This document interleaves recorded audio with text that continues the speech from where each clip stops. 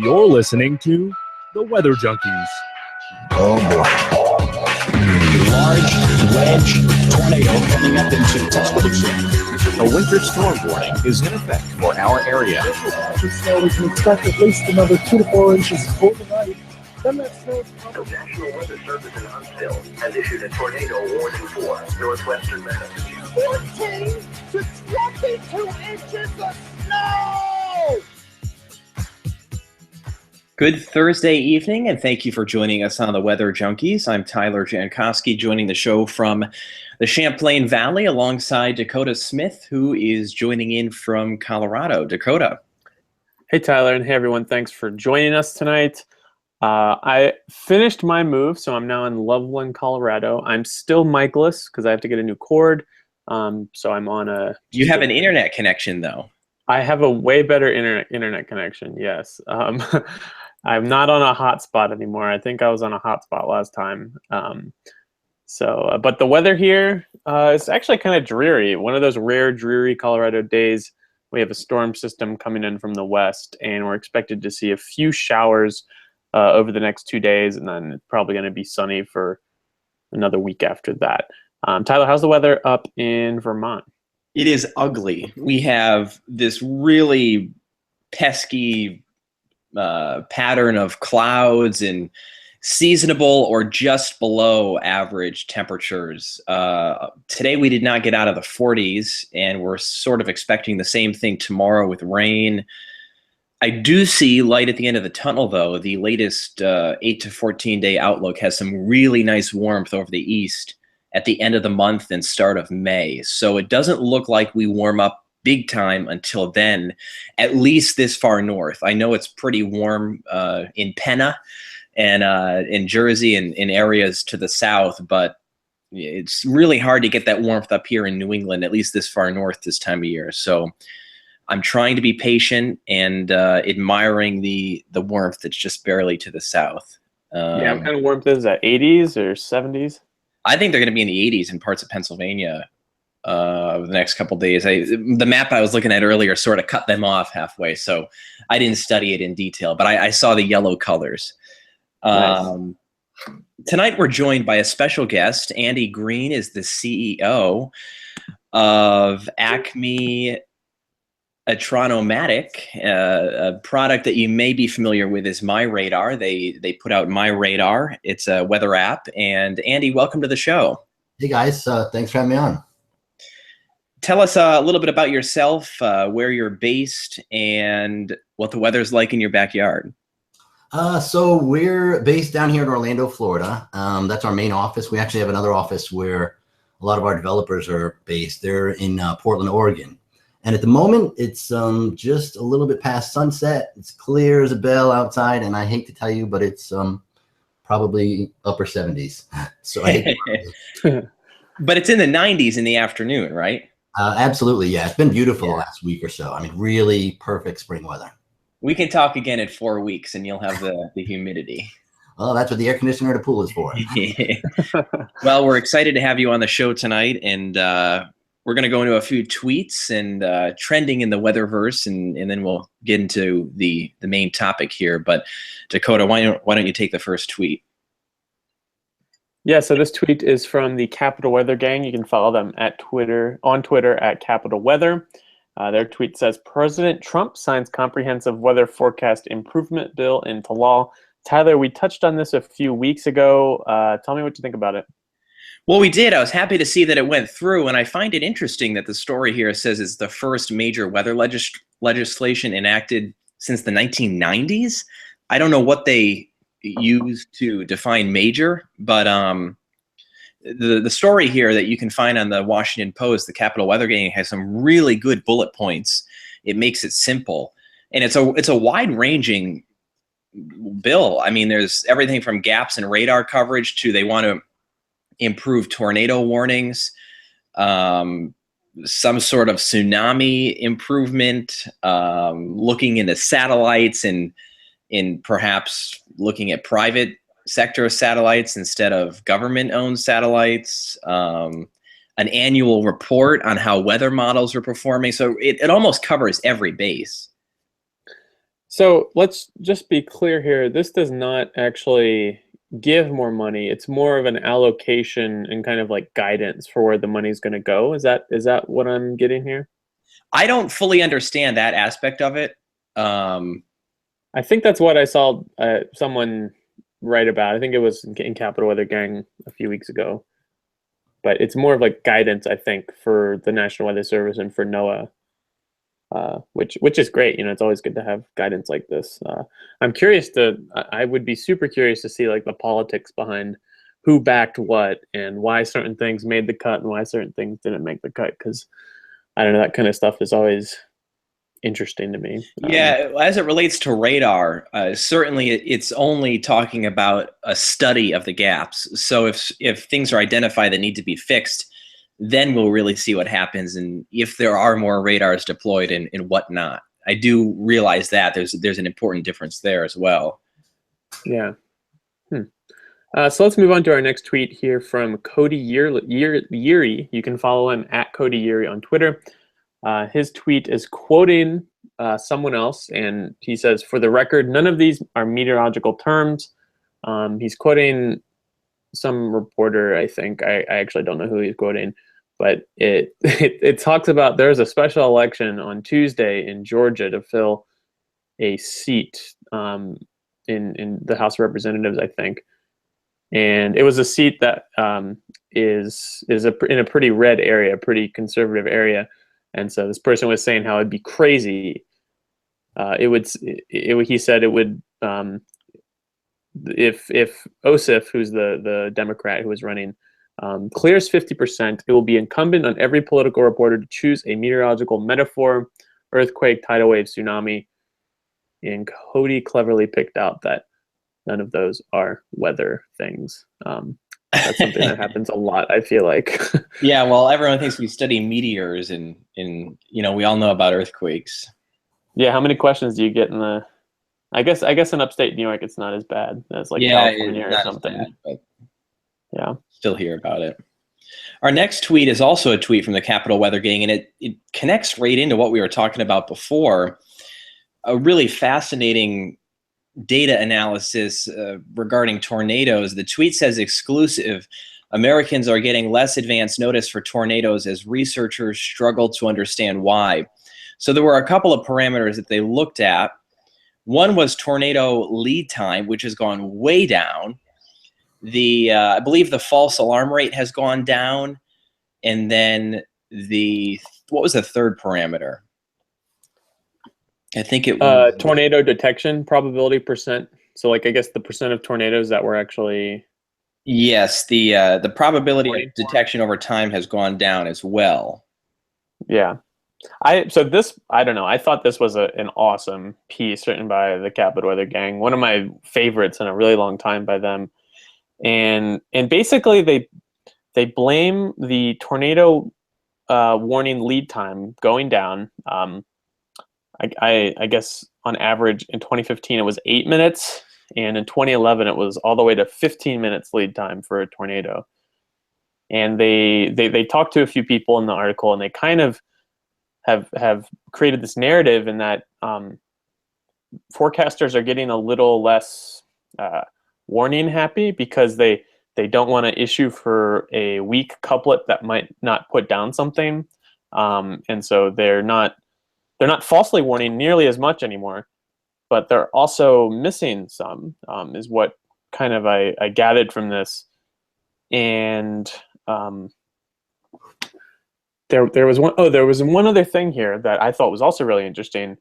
I feel like there are so many chasers nowadays that every little spin up, we're not every, but more spin ups than normal or than before we're catching. Like, I don't know, I feel like recently there have been several videos of the tiniest tornadoes I've ever seen in my life that we would never have known about unless there weren't 1,000 chasers out on the roads looking for them.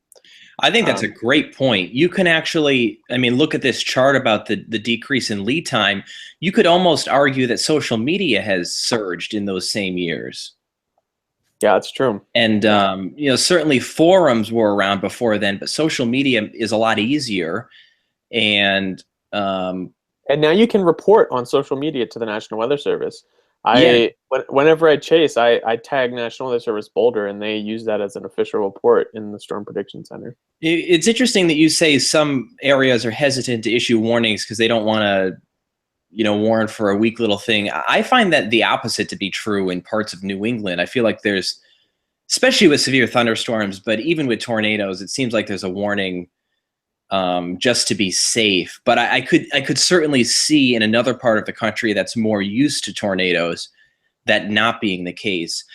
When I was reading this story, the other thing I was thinking about is the change in radar technology. Dual pole and super resolution have become big players in the last 5+ years. And I'm not sure how that might play in, but it might.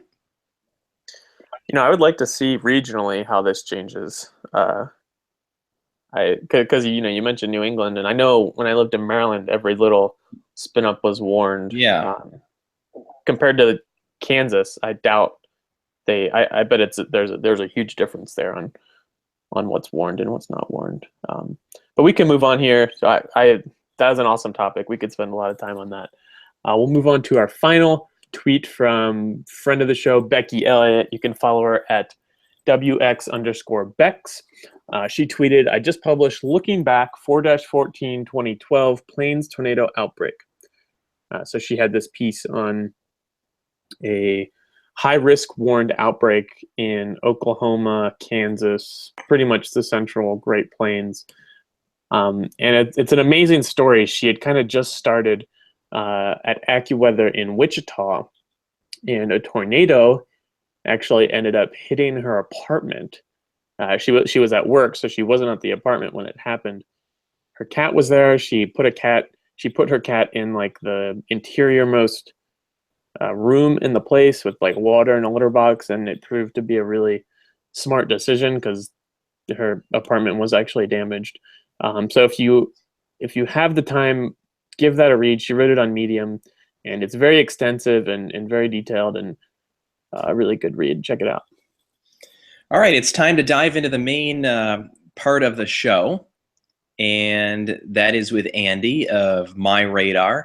Andy, why don't you talk a little bit about where you're from originally, where you went to school, and how you got into weather?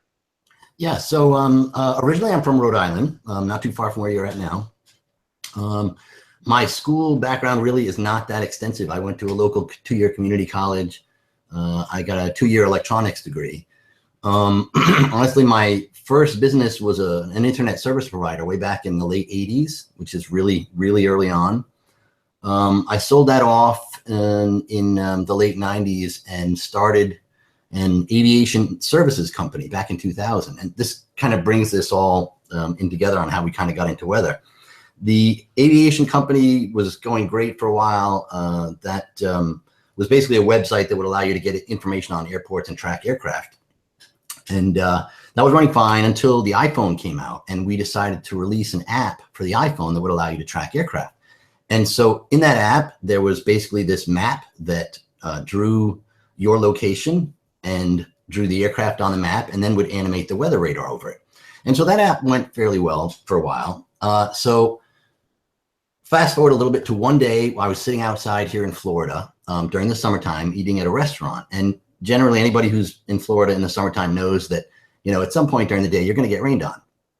And so I had been thinking to myself, it would be really nice if we actually had an app that would tell me if I was going to get rained on. And so again, remember, this is, 2008 or so. And that the notion of having a device that knew your location as soon as you opened it up, that was still relatively novel. And, this iPhone was basically sort of revolutionary in that regard. So it occurred to me that we already had a basic weather app in our flight tracking app. So I had the idea to just take the flight tracking app, strip out all of the flight tracking, and basically just leave it so that the app would just show your location and then animate the weather over the top of it. And we put it out for free as a side project. And unexpectedly, the thing just took off like crazy. And it quickly, within a matter of months, overshadowed everything else we were doing at the company. So that's kind of how MyRadar was born, out of necessity, just sitting at a restaurant outside Florida. That is a fascinating story. So, how large is the team that develops MyRadar, and are they only focused on MyRadar or other projects as well? So MyRadar is our main project. I mean, it gets a lot of use, and there's a lot of stuff that we want to do with it. So the team that we have in Portland, they are our main developers of it. There's probably 15, 16 people out of there that work on the app. We have a few other smaller projects that kind of spin off from this and are still somewhat related to the aviation side. But we also have our office here in Orlando where we have another 7 or 8 people, including a full-time meteorologist who does video weather forecasts within the app, and a few other software developers. So you mentioned how your background wasn't immediately in weather. How has it been kind of learning that landscape and interacting with meteorologists? It's been really interesting. I coming from a technical background and having an understanding of the app world, I mean, that's kind of where my strength lies. And the weather aspect was kind of just learned over time out of necessity. And as I brought more people on board who were more familiar with some of the technology, you definitely pick up the ropes from them. And just really, honestly, over the last, decade or so of participating in the app space here, you definitely pick up a lot of the lingo and the terminology and start to observe weather patterns. And, it's just by nature, you just sort of soak it up from everything and everybody. I think MyRadar was the first weather app I ever downloaded. I'm pretty sure I remember downloading MyRadar when I was in high school, like sometime before 2010. That's very cool. cool. Yeah, and so I actually just re-downloaded it today because I been through so many phones, and I actually use RadarScope a lot now. Right. And you never re-downloaded MyRadar, but I'm looking at it now, and it obviously it's completely different from when I first used it. What are some of the I guess more innovative things you all are doing with this app right now? Well, so the interesting challenge really, I think one of the successes of our app has always been that it was radar. The name of the app is Radar, and it was very good at jumping right to the thing that people were most interested in. The skill set, I guess the artwork or the art that goes into it over the years is how do you add functionality to it without getting in the way of the user? And I think we've kind of managed to do that over the years, a little bit by trial and error, but also just by some of the experiences we've had over the years. So with regard to figuring out how to expand the app and innovative things that we can do, we try to find ways to render new bits of information that are weather related, that can help tell the story of what's going on, and doing it in a visually stunning way that, looks attractive, but also conveys some real information. So we recently added some of the wind functionality, which is, that kind of visual imagery has been around on other apps before, but being able to integrate it with a fully functional weather app so that you can actually overlay the winds, the surface winds on top of the clouds, and along with the temperatures and everything, it really becomes kind of interesting to take all of these various components and put them all together. We do have some other stuff that we're working on as well, but I'm not quite ready to talk about it yet. I definitely noticed the wind streamlines. Wind streamlines seem to be all the rage nowadays on TV, and now I guess apparently on the app. Those were very cool. So those additional features are a way to maybe keep people interested and grow the app as you go forward, but making sure that Radar is the centerpiece. Yeah, I mean, honestly, there's a lot of weather data out there, as you know, and I think, the vast majority of people are mostly just interested in, is it going to rain? Am I going to get rained on? But when you give them the opportunity to take some of this data that's, clearly adds to the picture, and like I said, helps to tell the whole overall weather story.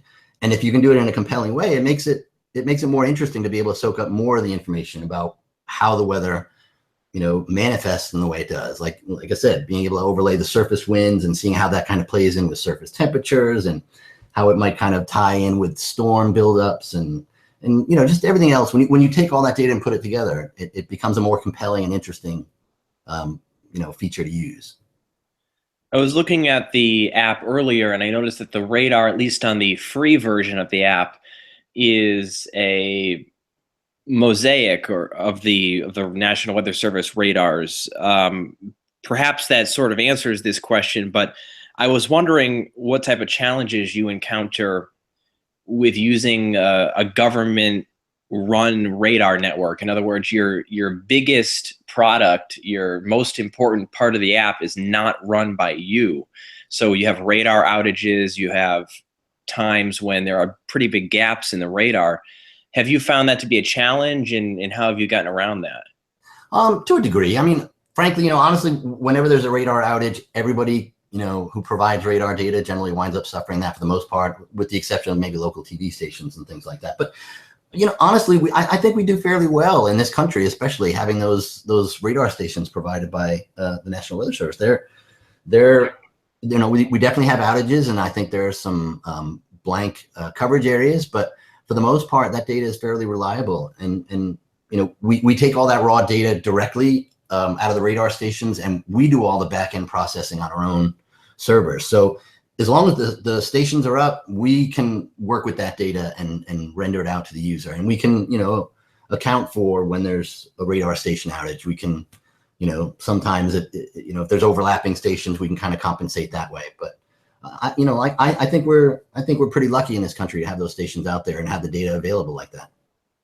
Absolutely, I would agree. Now, there's also a pro version of the app. How long have you had that, and what was the driving force behind that? So the most popular version of the app is the free one, obviously, and that's kind of the model on mobile devices in general. The free apps are, readily downloaded, sometimes 10-to-1 over the paid apps. And we just wanted to make sure that we covered all of our bases and that we satisfied those people who didn't want the ads. So we had that pro version basically there just to, let the users who really don't care about paying that $2 and they just want to get rid of the ads. We have it there for them, basically. But, the bulk of our downloads are all from the free version. Do you offer the high resolution single site radars in the pro version? Yeah. So basically the free and the pro are the exact same app, but the pro comes with the ads removed automatically. But the single station feature, you can get that in either version. Oh, okay. Okay, you can get the single station version. Because I know as a weather nut, it's interesting how you change over time. As a kid, I always hated the fuzzy data, and I wanted everything blurred together. I was always looking into smoothing, and if something didn't have smoothing, I was not a fan of it. And now as a meteorologist, the smoothing sort of bothers me because I want the data that shows, the little features and the supercells and the radars. So that's why I asked that question, because I know some of the more diehard weather fanatics like that single site stuff. Honestly, you're absolutely right, and that's kind of what we found as well. I mean, the smoothed out mosaic and the overall composite is a great way to get a snapshot of what's going on, and it will generally be accurate enough for most people. But you're right, I'm a techie as well, and there's that need and the want to have the unfettered data so you can use your own brain and your own experiences to interpret that data. And that's kind of why we came out with the professional radar pack, so you could actually do that. So yeah, I definitely get you on that. On a similar note, I really only use weather apps for radar, and every now and then I'll look at the temperature if I'm just waking up or something. But a lot of people use it for forecasts. It's becoming more and more of a player for your forecasts.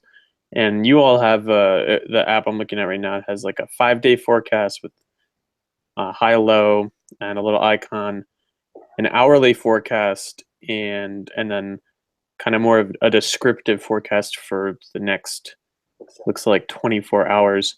Are you guys making that forecast as a meteorologist doing this, or is it more of a model-based type of thing? No, so we definitely pull from, and I hopefully I don't screw this up. In fact, maybe I should avoid using the term because I probably will, but we do pull from government data. We use a lot of the forecast models that are out there now. But I will say, and maybe I'm jumping ahead a little bit, but as far as the app in general and kind of where we're going with it, we spent most of our history trying to just building an app and living in the app world and rendering this weather data. But we're starting to kind of take it from a more scientific approach. We recently took on board a PhD scientist from MIT. He's our chief scientist. And we're basically looking at ways, there's all this new data that's available now. We're basically taking a look at the ways that we can take all this data and integrate it and come up with different types of information that, other people might not necessarily have thought of, or in ways that we think we can do it better. So while yes, right now at the moment, a lot of this stuff comes directly from the existing forecast models, we're definitely now taking the approach of looking to incorporate our own expertise and coming up with our own short-term forecasts.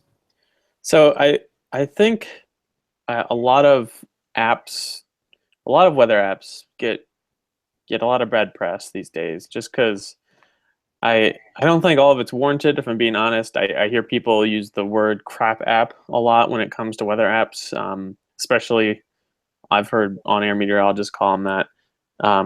And one of the things that I think is a fair criticism is an icon doesn't really tell the full story of a forecast. Is there anything that you all might be trying to do to improve that aspect of weather apps, or do you think people need to just get their weather information in different ways? I guess maybe I was wondering if you could comment on that kind of aspect of it. Well, so if you put it in the perspective that, we're living in an age now where everybody has these mobile devices in their pocket, it's just commonplace.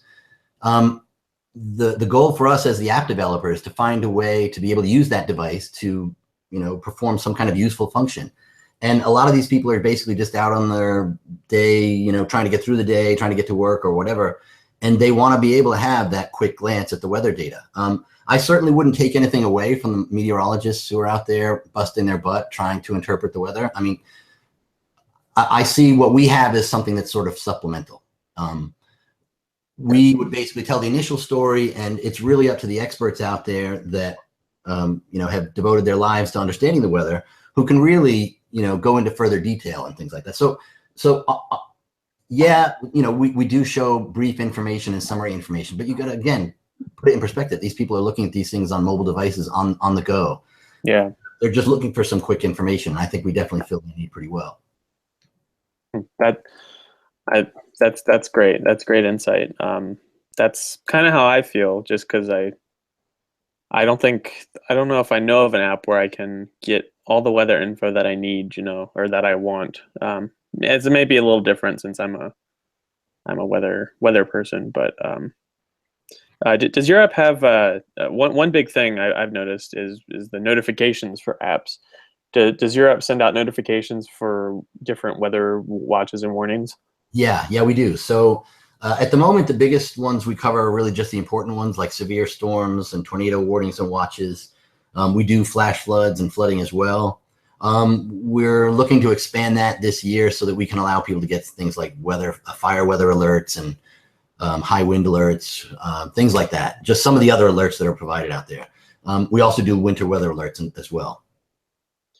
So RadarScope has sort of become a popular app in the last couple of years. How do you assess the competition in the weather atmosphere in 2017? Well, RadarScope is a great app. I mean, they've gone through great lengths at putting a lot of detail into their functionality, and I think they do it really well. Again, we're a little bit different in the sense that we're trying to help out a broader market. We've got a broader base of users that are basically looking for more of a glance at the weather or maybe some additional details. And just because of that breadth, we're trying to help reach some of those users who might be looking for additional information. So that's kind of why we introduced the Pro Radar Pack. But I mean, I think, I certainly wouldn't want to talk down RadarScope. They put a lot of work into that app, and it works really well. I would like to hope that we can, deliver the same quality that they can. That's our goal. We'd like to consider ourselves. We'd like to aim towards being an app that provides services for the average Joe, but also the more experienced enthusiast who might be looking for more detail. So you mentioned that you have a number of people on your staff, and you just brought in a scientist. All of that is very impressive. How does the app bring in a profit for you? Is it all ad based, and how do you see that potentially changing in in what I think is a pretty crowded digital world? Well, so we've been in this unique position because we popped up out of nowhere, really. I mean, as I mentioned from the earlier story, we kind of came into this market accidentally, and we've just kind of ridden along as things have developed. And so, yeah, the bulk of the company right now of the app support comes from the ad revenue, which is great because that means the users get a free app, and if they want to get rid of the ads, they can pay for it. But we also, it also acts as a channel for other companies if they wanted to push their wares. But now that we've kind of built this ecosystem and we've got this broad user base of customers that range from the average, somebody who's out jogging to somebody who's working on a farm or contracting, we're definitely looking at kind of spreading ourselves out a little bit. Like I said, with the science hire, we're trying to take a new approach into how we work with all of this data. The app itself and the user base gives us a unique opportunity to sort of make use of this big data and integrate that with tons of other data that's out currently available now and coming online with some of the newer weather satellite systems. And so it's our intention to kind of take what we've learned and migrate into the industrial area. And really, that's why we want to, from bringing on the scientists on board, that's how we're going to start to take a look at all of this stuff that we have, all of these resources, and channel it into something that's new and potentially has not been done before. So you come from an interesting background, not the traditional meteorologist route. So I think with that track, you've seen a lot of changes. You've seen how you can have success in a different area. For you, that's been the MyRadar app. Would you be able to make a prediction or some sort of prognostication about the future of weather communication or weather forecasting or just the big picture? Because I feel like we're in a time of rapid change. That is definitely true. I mean, I think technology in general is just really skyrocketing. As you know, every year there's we're moving forward in leaps and bounds with the things that we can do with computers and data. And with regard to weather in particular, I think the focus is going to be on, taking all of this data. There's just so much of it now, and figuring out the ways that you can integrate it to better the forecasts, to make them more accurate, to provide better tools for the human side of the forecasting, to provide better alerts for people, more accurate, more timely alerts. Honestly, it's hard to predict, but I think as a general rule of thumb, I really think we're just now starting to see the full force of the technology being turned and used on addressing weather concerns in general. And I think within the next few years, especially the next 2 to 5 years, I think we're going to wind up seeing some amazing, incredible data visualizations on weather, new interfaces that are really compelling and interesting for the average consumer, interesting data services for, the commercial and industrial side of things. I think, honestly, it's kind of really exciting, even just with the launch of the latest GO satellite and the amount of data and the timeliness of that data. That's like a candy store for us software developers. We have they give us all the tools to create some really amazing stuff with. I was actually going to ask, do you all see yourself implementing some of the new GOES data? Because I think that's just a gold mine right there waiting to be harvested. Yeah, the answer is absolutely. That'll be great, because I don't know, any way to look at that data is awesome. And it's free. That's the great part about it. Yeah, that is the coolest part. Making freely available for developers like us allows us the free the leeway to experiment with it and apply it to our audiences and kind of meld it into the structure that's here and turn it into some really cool stuff. Like I said, that's kind of where we're heading. Is there any privately owned data that you all use, whether it's yours or someone else's? Yes, there is. So we have a large number of devices out there, active number of devices. They're spread out throughout the world. We have devices in Japan, here in the U.S.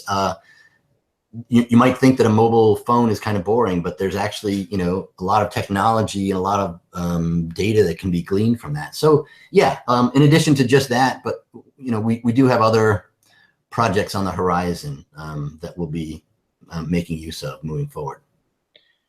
So you're a computer person and you've been doing this for quite a while. Do you ever see a day when the human component of weather will be close to zero, maybe in the short term, like day 1 and 2? I mean, it seems like we're heading in that direction. Yeah, and if you really want to be realistic and look, keep your eyes peeled way down the road, I think that's probably inevitable for a lot of different jobs. Absolutely. Computers are very good at working with numbers, and essentially, weather and forecasting is working with numbers. I think that's kind of been established for a while. Yeah, I think that could be the case, but I don't see that happening anytime, right away. I think for the short term, the goal is to make those tools work for the humans and allow the humans to find the best way to work with those tools. That's where I see it going for now. Interesting. Anything that we haven't covered about the app that we should be discussing that you think would make a good talking point? Well, one thing I might try to suggest, so, clearly mobile devices have been so prolific, have become so prolific in this day and age that we're in a different state of society where we were, 10, 15 years ago. So, I think, again, I don't want to take anything away from the human meteorologists and the people who work at the TV stations, but more and more people are consuming a lot of their content through their mobile devices, whether it's an iPad or an iPhone these days. I mentioned that we have a full-time meteorologist on staff. She does a daily forecast summary of the entire United States. That's visible within the app. We're expanding that dramatically to the point where we're going to start to cover a lot more and have a lot more video content available right within the app. And, thanks to technologies like Chromecast sharing and AirPlay, it makes it really easy to take it from your mobile device and just kind of cast it up to a larger screen so that you can watch things in a more convenient environment. But really, the idea here, at least with our app, is, we have that basic weather information if you want it, but if you want to have a resource to go and get additional information like the forecast or other bits of information, then yeah, you can get that through the app. That is fascinating that you're actually employing a meteorologist to do video forecasts and you're going to expand that. Have you found that to be a pretty successful component of the app? I think with regard to the draw and the value it gives to the people who use the app, absolutely. I mean, again, it's a mobile device and it's in your pocket and you can quickly glance at it, but sometimes you want that expert opinion to kind of elaborate on what it is you're looking at. I can see that the radar is coming this way. I can see it's gonna, I'm gonna get rained on. What caused that weather? Is it likely to intensify? What does it mean for the longer term? What's gonna happen further out? There's a lot of things that a human expert can answer that a simple glance at a radar screen cannot. So I have to interject here and randomly say that the first thunderstorm has just rolled through my location of the year, and I hope you can't hear it because there is some pretty loud. I'm in the basement, so hopefully. I'm surprised you're still with us here on the show. Yeah, I'm pretty terrified of lightning, but luckily I'm in the basement and not too windy, so hopefully I keep the internet running here. And I was actually looking at the storm on your app here. I have a little side note to share about lightning. I actually thought I was always intrigued by lightning and loved to see it. And it wasn't until one day I was driving down the highway on 95 down here in Florida during the summertime. And it was one of my first experiences of severe weather in Florida. A lightning bolt must have struck right behind the car because it shattered my rear window and it scared the. Oh my gosh. So ever since then, I've always thought that the rule of thumb was you're supposed to be able to watch a lightning storm from a car and you'd be safe. But after that, not so much. I definitely have a little bit more storms these days. That's crazy. Yeah, it's also terrifying. So one last question here. We ask everyone who comes on the show this question, and that is, what advice would you give to someone up and coming in your field, maybe in the app game, maybe somewhere else in in technology and software development, what kind of advice would you give them? Well, obviously probably a lot of what we just kind of talked about. Computers play a very important role in the weather industry these days. It's a tool that is indispensable.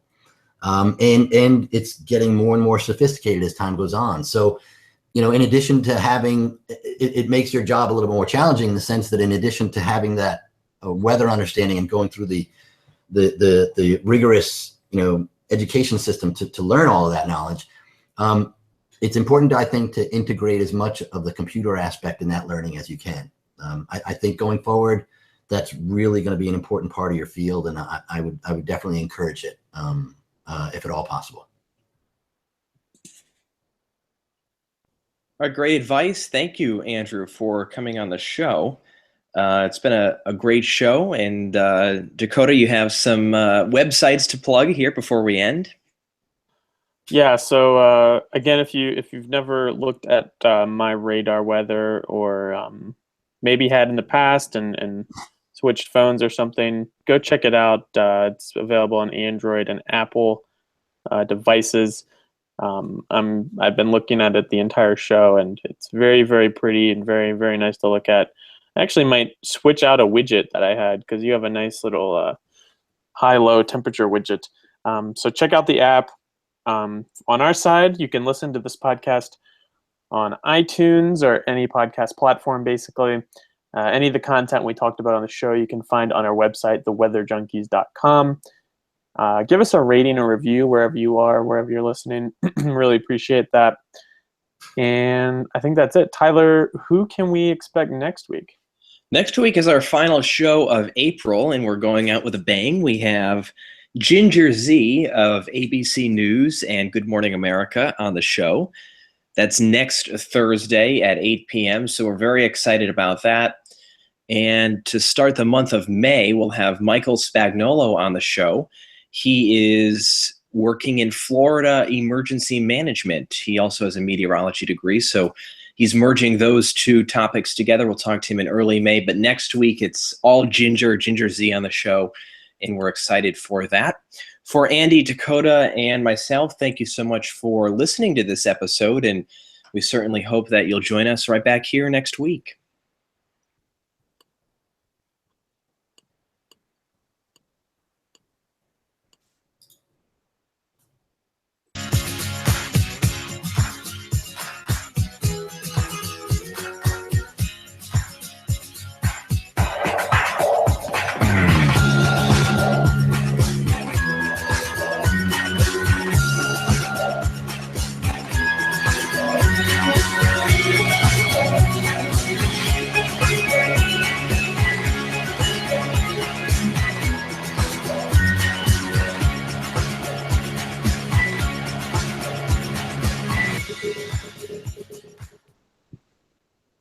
Cal, I gotta go, Julia. We got Cal.